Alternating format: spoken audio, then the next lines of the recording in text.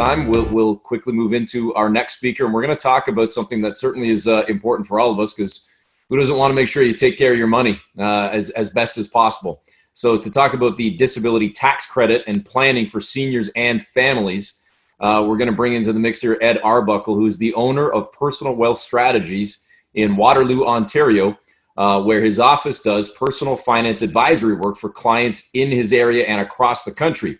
His practice concentrates primarily on personal tax planning, Canadian and U.S. income tax preparation, and assisting families with their tax and financial issues with respect to disability of a family member. In his community involvement, Ed has served on many non-for-profit and government boards involving healthcare, and he has authored a book called The Family Guide to Disability and Personal Finances. He also writes regularly on LinkedIn and issues frequent newsletters about disability to his clients, friends, and followers. And Ed was formerly a tax partner with a national accounting firm and was awarded the designation of Fellow of the Institute of Chartered Accountants because of his significant contribution to the profession and his extensive community involvement. So certainly a worthy topic right here, and a man perfectly fit for it. We'll hand it over now to Ed Arbuckle. Ed, thanks for your time. You just have to unmute, Ed. So we see you, and your headset looks great, but you just have to, on your screen, just click on the bottom left, I believe. You'll see the little microphone button. If you just click unmute, you should be able to, there we go. And we should be able to hear you now, I think. You okay? Yep, we got you loud and clear. Thanks, Ed. Okay.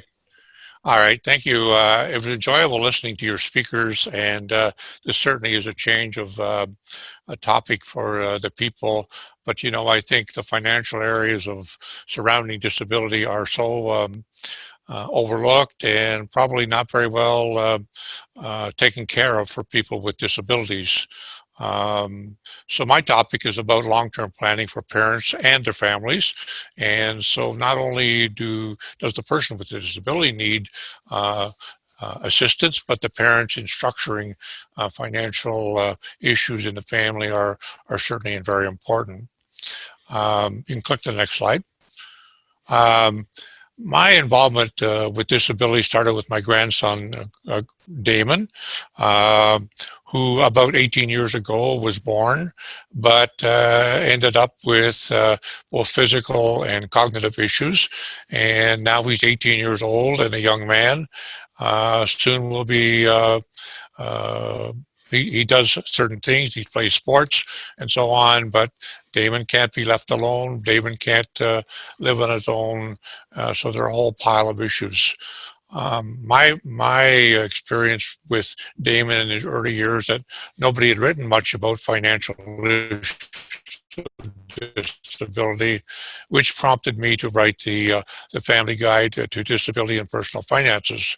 It was about a 3-year project, maybe longer than that actually, but it's really caused me to reach out and to help people with disabilities in the financial area. As the box to the right shows, I have become an advocate for people with disabilities.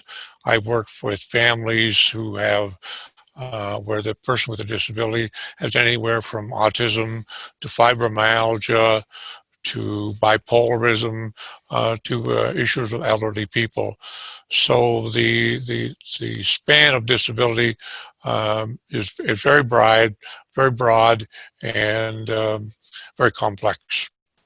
So the disability tax credit in the next slide is really what I'm talking about today.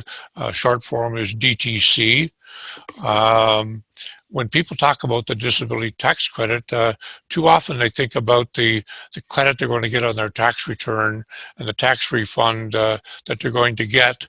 But the DTC, as I will call it, is a key to many other and more, I guess, profound and important issues. Long-term savings, wealth transfer of pension plans, the claim for attendant care.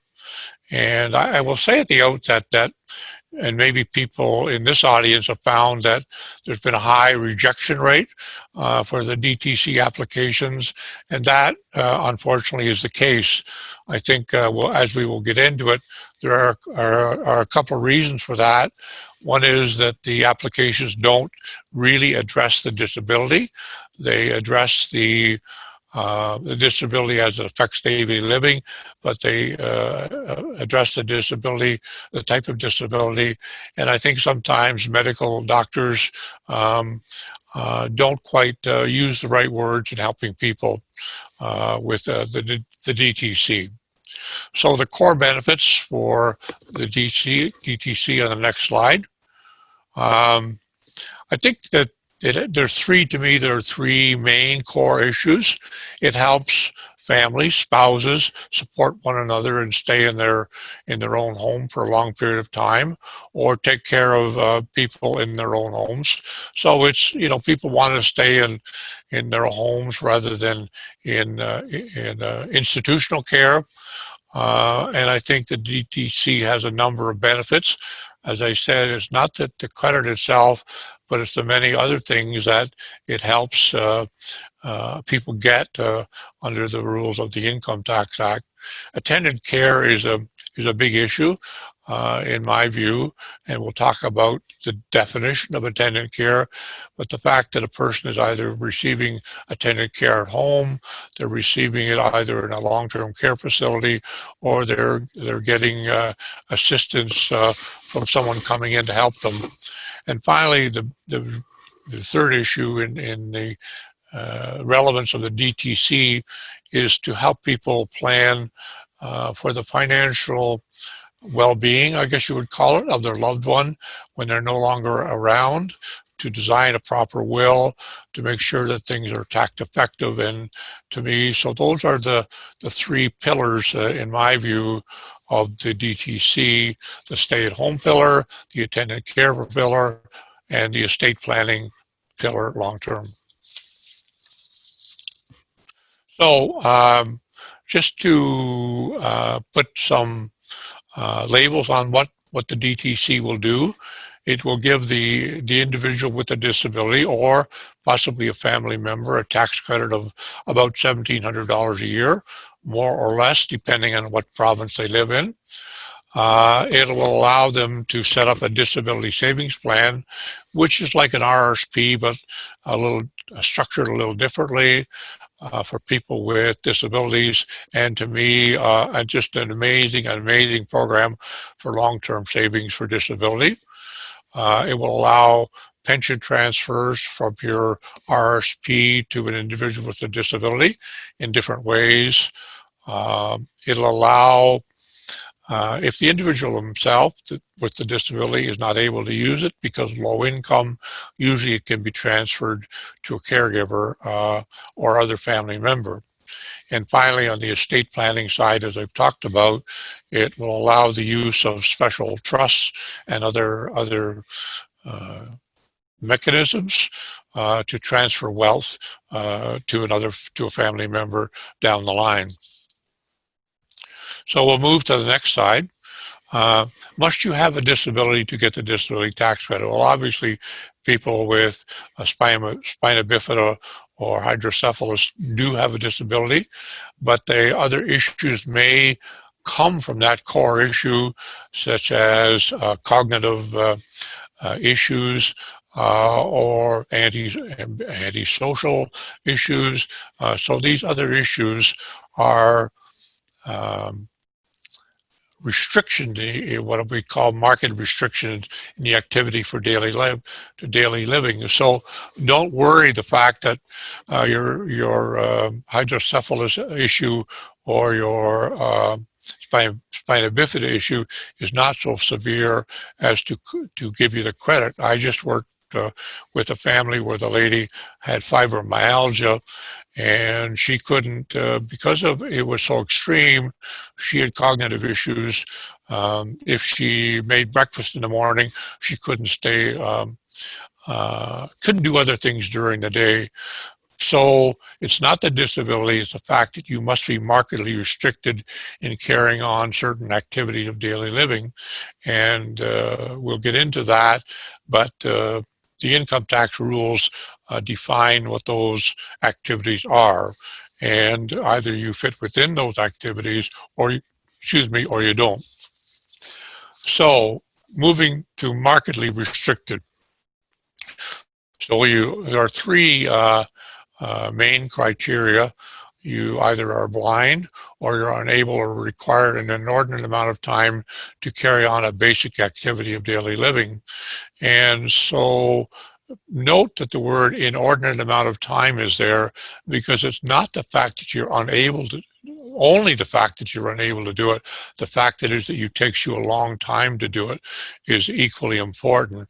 So that's kind of difficult to show in some cases, as we'll see in the case of physical activities, not so much.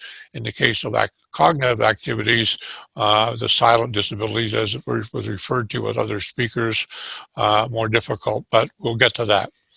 The condition must exist all or substantially all of the time. And finally, the important part is it must take you an inordinate amount of time to do this. It's not really mentioned in the rules, but if it doesn't, to show that you have a disability, it may not be able to, you may not be able to show that it requires an inordinate amount of time for cognitive disabilities, but the telltale is that you need a caregiver or someone to help you and supervise you with your activities of daily living. So that's not written in the rules, but it certainly is there. So I'm trying to paint as broad a picture as possible because I think people may have been rejected for the DTC simply because they didn't expand their application to really cover off these issues that are beyond the disability itself. So, on to physical activities. Feeding and dressing oneself. These are fairly common. Walking, the fact that you need life-sustaining therapies. Hearing is an issue.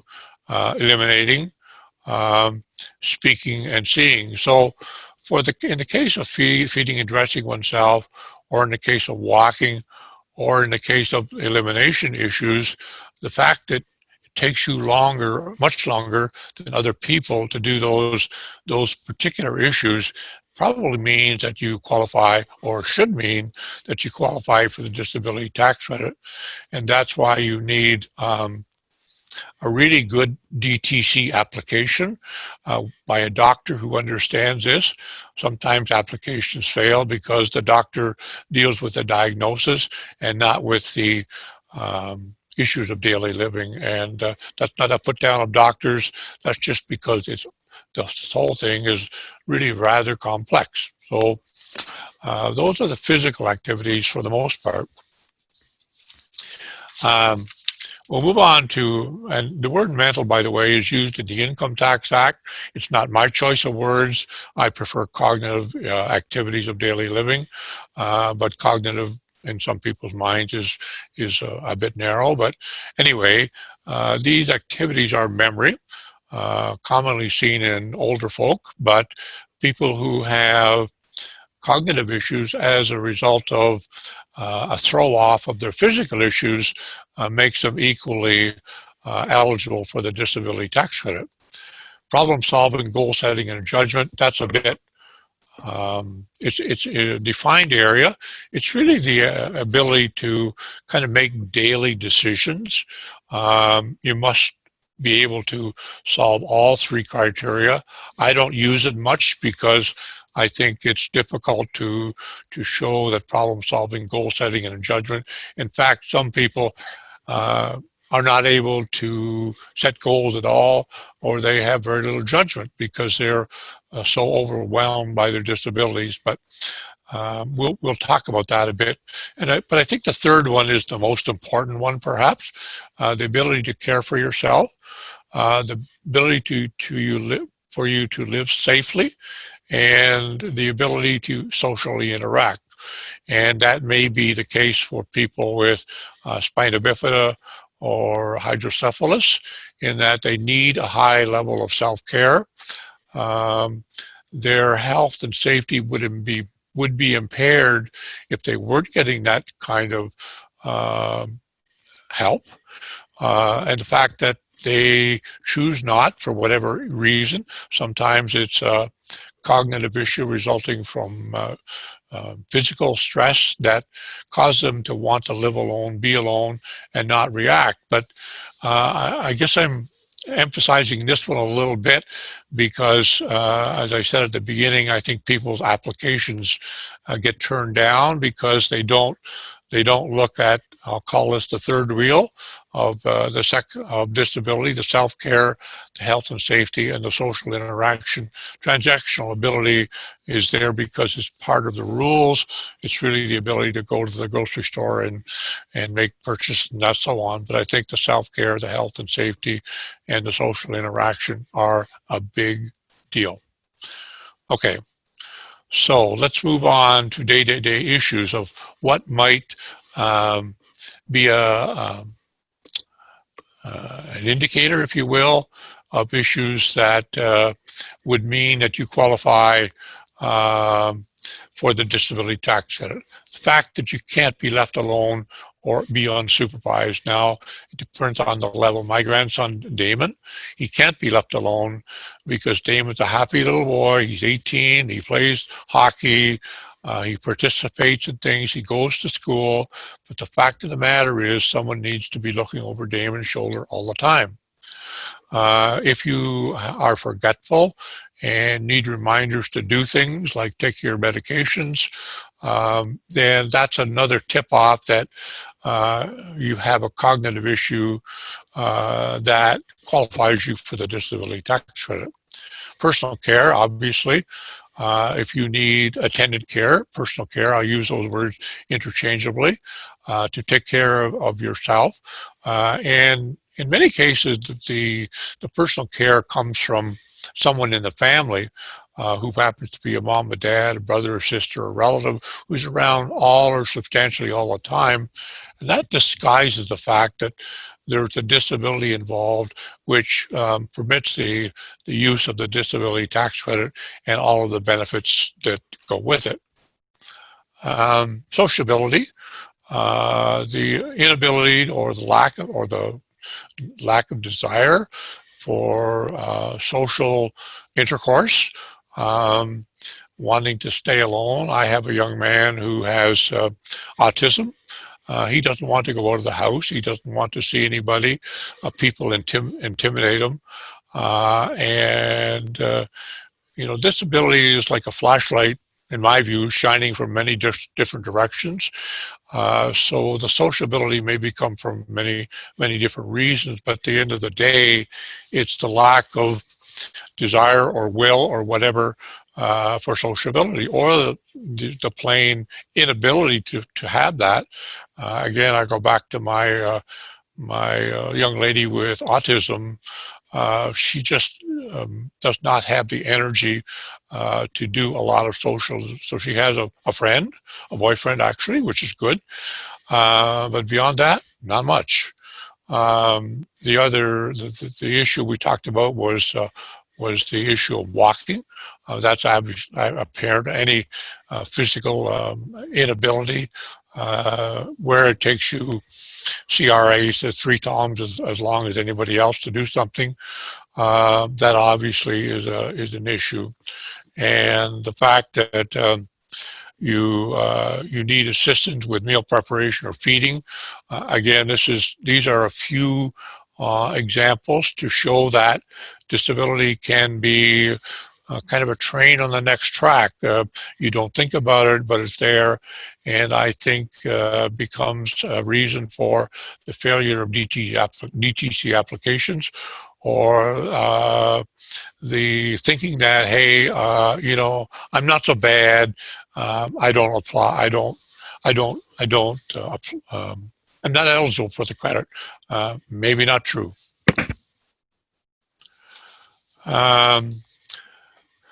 The test that CRA uses to validate the DTC application, the application is about, I don't know, 7 or 8 pages long. It's kind of fill in the blanks kind of thing, or check the box, which really doesn't give you very much scope for really showing the core issue of one's inability to do certain things in life. So on the physical side, it's obviously, it takes you a long time to do something, to walk to the store, to dress yourself, to shop, to eat. I have an elderly gentleman who's 90, and it takes him an hour to eat his dinner. But simply because he's dropping his fork on the floor, he has low energy levels. So again, um, it's it's not only the ability to do something, but it's the slowness in doing something. And we'll see. I have my own questionnaire, which is, I looked at it today, has 100 questions on it, and I do go over with my clients because it brings a fulsome kind of view, I guess, or review of disability. On the cognitive side, it's the require for continuous care and supervision. These are, as speakers referred to, as sometimes the invisible issues of disability. Things only came up from time to time, but obviously it's not very possible to show that it takes one a long time to think. That's a kind of I guess, a trite word, but if you require continuous care and supervision, attendant care, which may come from parents or relatives, then you're in. Okay, moving on.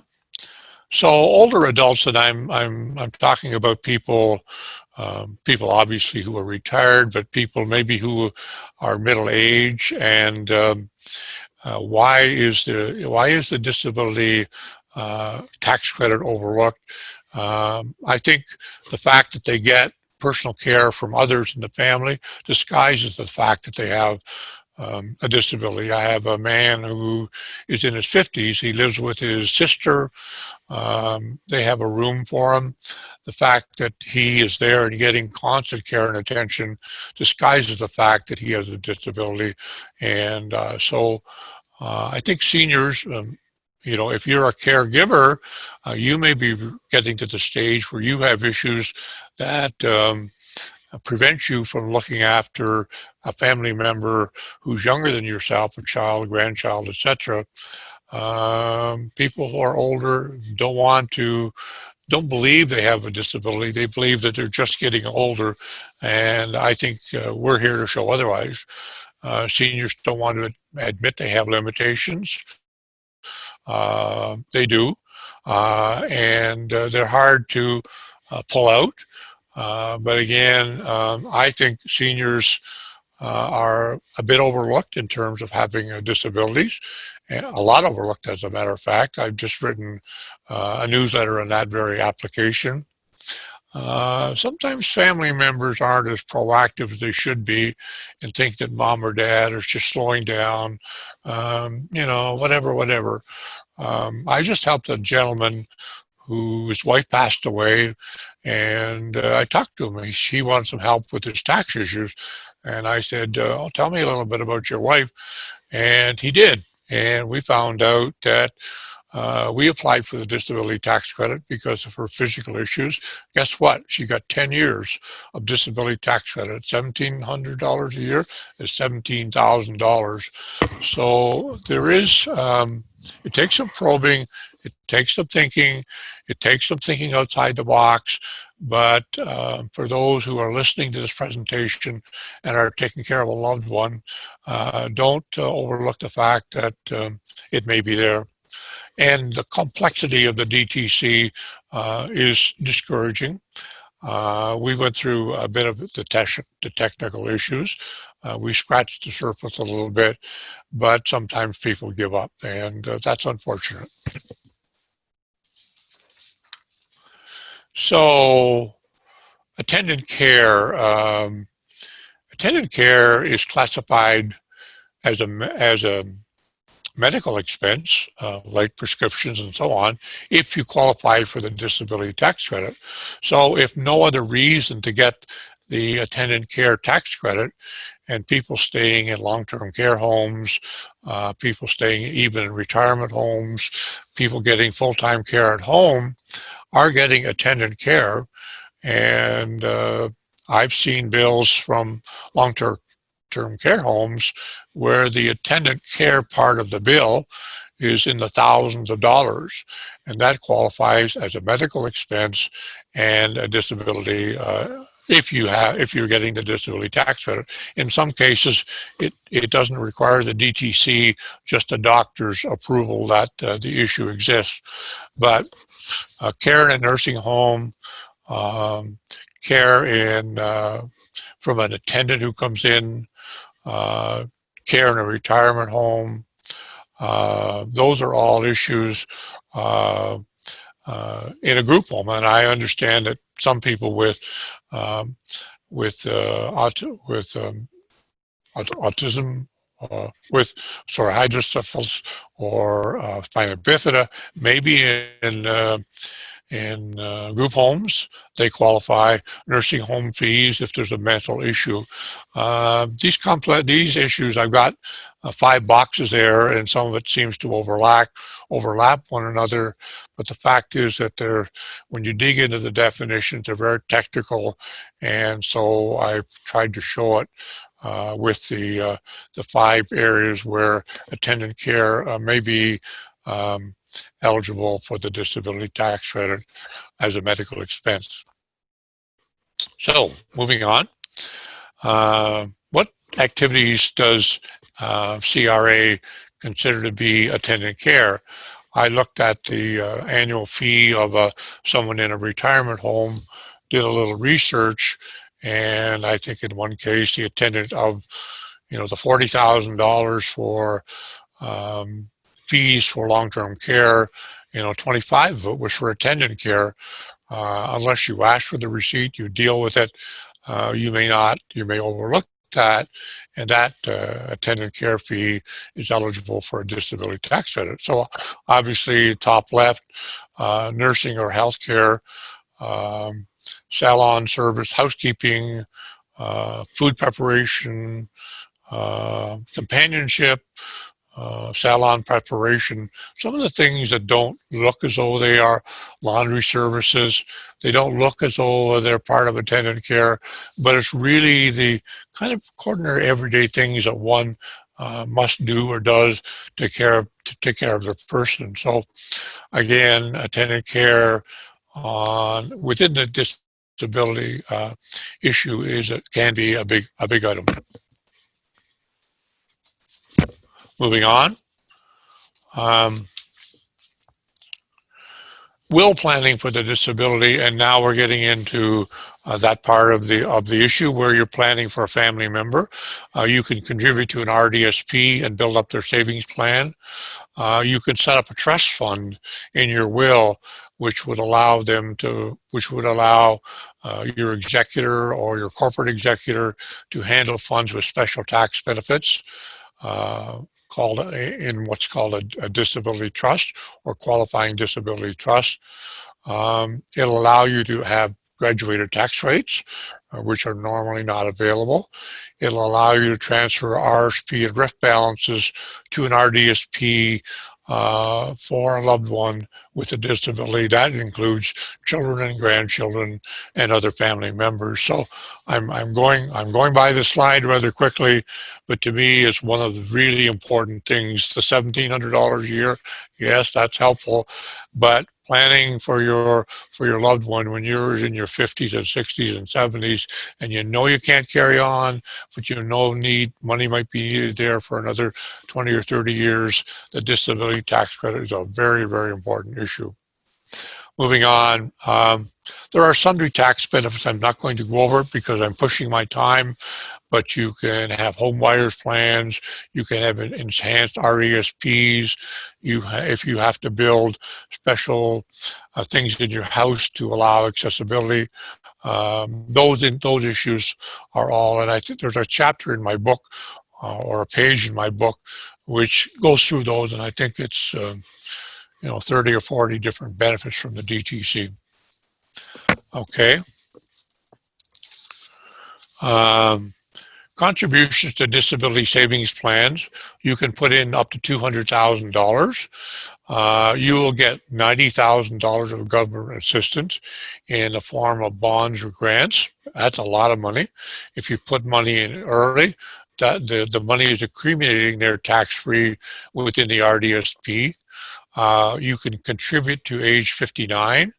Any bonds, any contributions to age 49 will give you government assistance, usually. If you open a new plan, let's say someone is 40 and you just discover that the RDSP is available because of the DTC, then you can contribute back 10 years.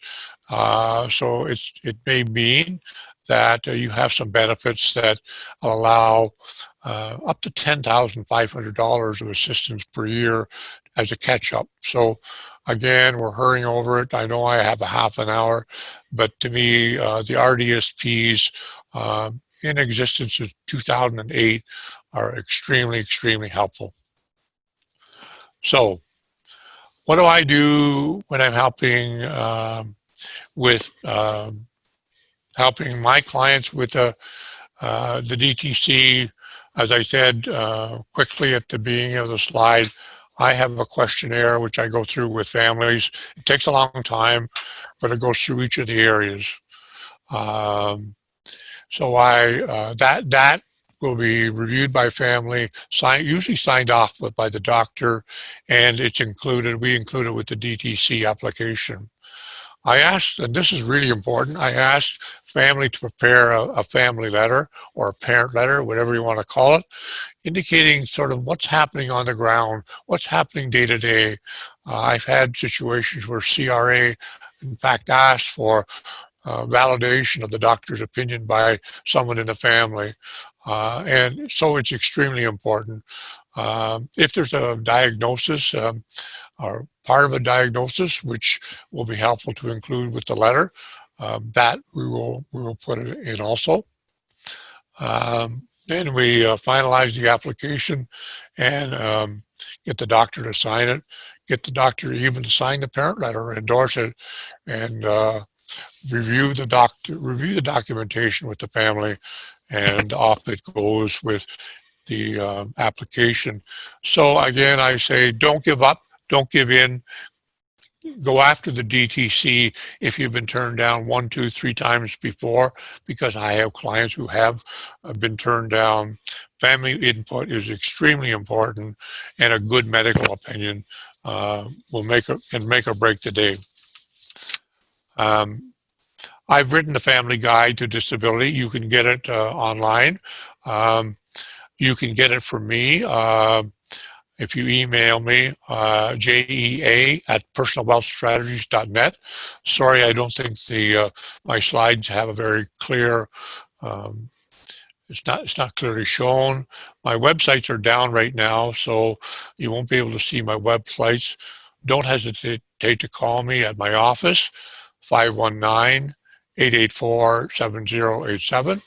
I take cell phone, 226-220-2846. I wrote the Family Guide because there was next to nothing about the financial issues of people with disabilities. One of the financial institutions bought several thousand copies. I see people buying it all the time online. And I'm really happy to do it. I'm extremely happy to be able to do this application, this presentation today. It's kind of hurried, but there we go. So thank you very much. I'd love to talk to anybody. I'm in DuPont, 205 30 DuPont Street, Waterloo, N2J 2G9. Thank you. That's it. Thanks very much, Ed. We do have at least one question here waiting for you, and we'll leave this slide up, this screen, for anybody that wants to jot down the phone numbers that you just gave, the address, and your email information as well. So, folks, you can see it there on the left side of the screen with the office number, the cell number, and the email as well. So, if you want to reach out to Ed. But Ed, we do have one question for you. If you could circle back to about 10 minutes or so ago, the question came in. Why is the co-payment made in Ontario for care in long-term care home, not tax deductible, while the payment for PSW or other caregiver is tax deductible? Is the DTC meant to cover the co-payment, even though those co-payments amount to much more than the DTC? Yeah, I think the activities listed, I'm not sure what you mean by co-payment, but when you get your fee annually, it lists the activities, and it's the activities that are listed on that statement that have to coincide with Revenue Canada's prescribed payments.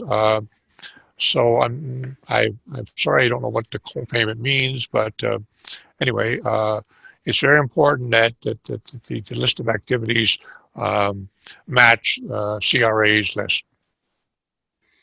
Perfect. If there are any other questions, folks, now's the time to get them in, as we're going to get set to wrap things up shortly here. But again, if you want to reach out to Ed personally or privately, his information is on the side. And I see that we've actually put Ed's email address up in our chat as well. So if you can't, for whatever reason, jot it down off the screen, or his cell phone number and his office number, you can check in the chat. You can copy paste it from there as well.